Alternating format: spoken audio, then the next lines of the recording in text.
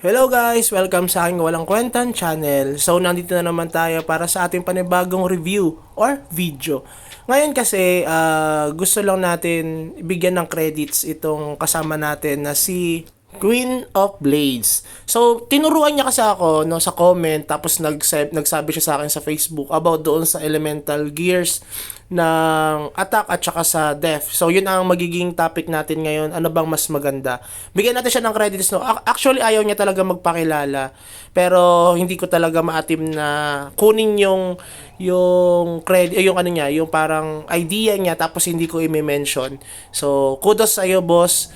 Pops, at ako ay may natutunan dito sa elemental gears natin.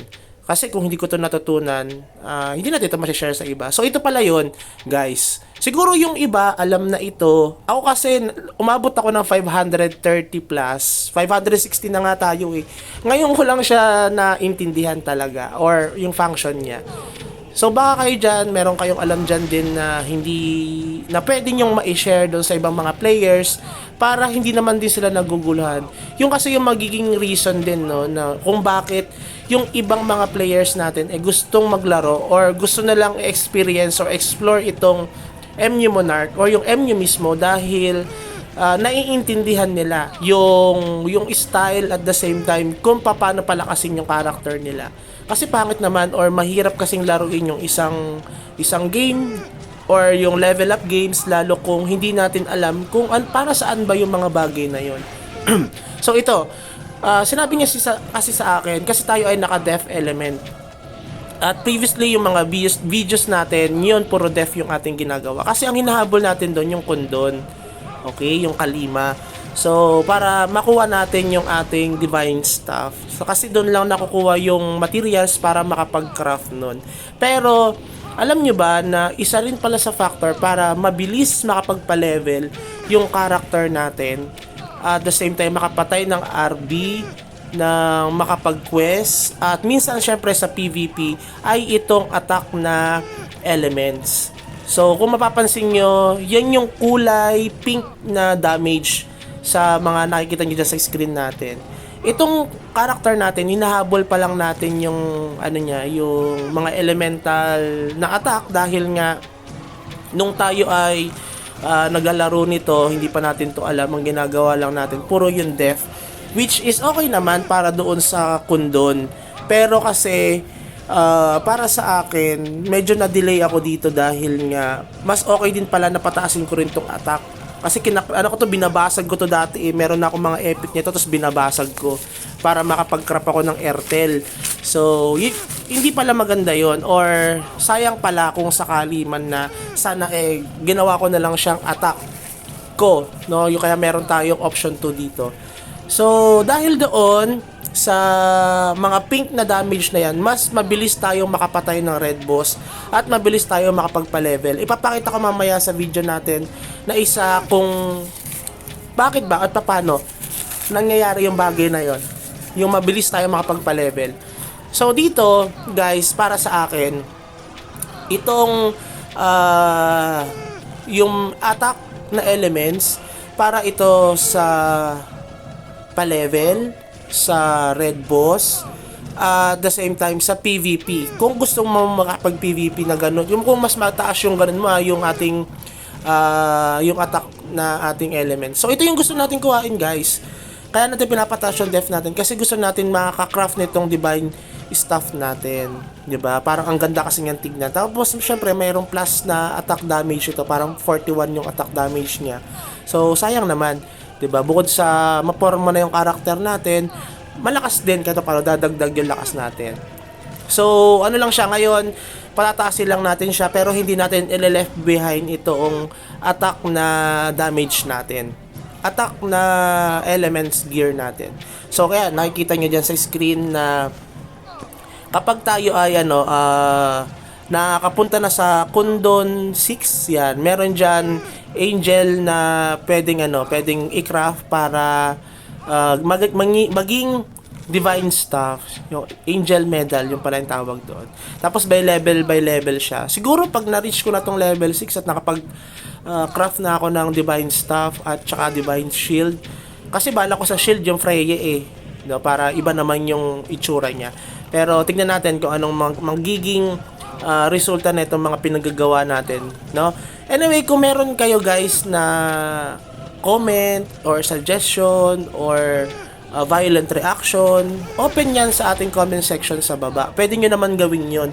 Hindi dahil tayo ay nagko-content sa mga ganitong bagay, magaling na tayo.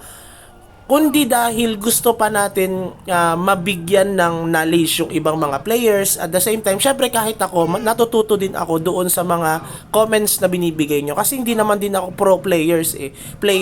Sakto lang, naglalaro tayo dati, batang 90s tayo.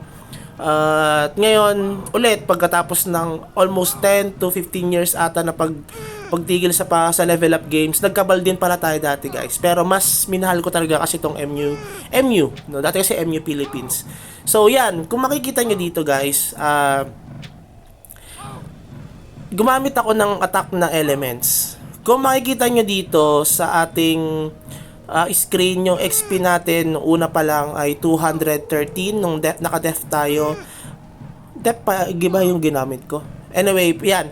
Kung mapapansin nyo, yung ating experience ay tataas yan. Kasi nga mas mabilis tayo makapatay ng mga minions, syempre. So, kapag mas mabilis tayo makapatay ng minions, mas mabilis tayo makapagpa-level. Hindi siya makakit, no? Hintayin lang natin yung 1 minute para mag-reset itong XP na dumadagdag sa atin. Yan, naging 224 na siya, guys. Na dati ay 213 lang.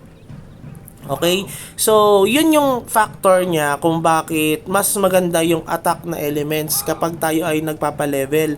Kaya nga yung isang mga kasama ko dito, nagugulat na lang ako, bakit kaya attack level ang ginagamit nila? Attack elements. Kasi yun pala yun, para mabilis sila makapatay. Pero hindi nila, syempre, makukuha yung sakundon.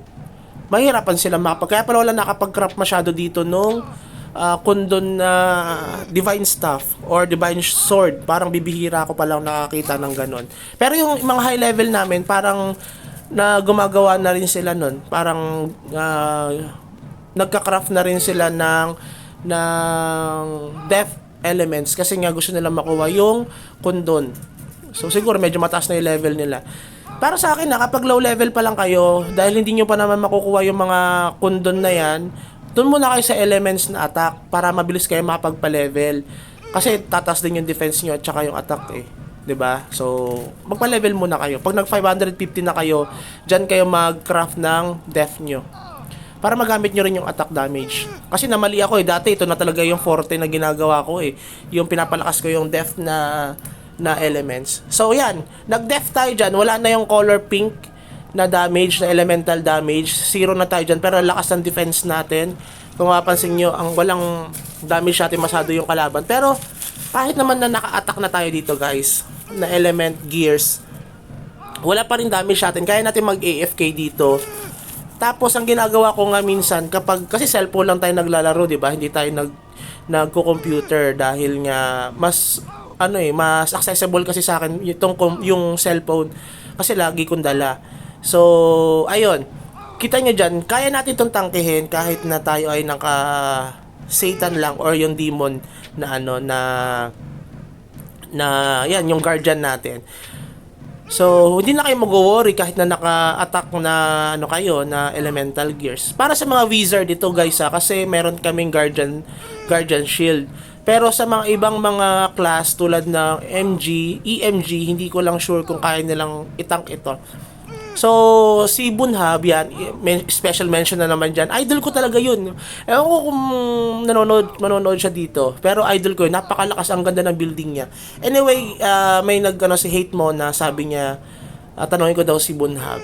Tinanong ko na si Bunhab, i-upload na lang natin. Hintay mo lang, boss. At gagawin natin yan. Simpleng video lang ginagawa natin guys. Gusto ko lang kasi natin mabilis at madaling ma-upload para dire-diretso. Ayaw kasi yung sobrang technical dahil di naman tayo ganun kagaling. So yan, ganyan lang gawin nyo guys para sa akin. Medyo bumababa ang XP natin pero hindi ganun kababa kapag tayo naka-elemental, naka-death na elemental gear. So mas maganda kung kayo ay gusto nyo magpa-level itong attack na elements. So, sana nakatulong ito guys. Kung nakaabot ka sa video na ito, sa part ng video na ito, please consider like and subscribe. Mag 1,000 na tayo. Maraming salamat sa suporta. And have a good day. Enjoy playing guys. Bye-bye.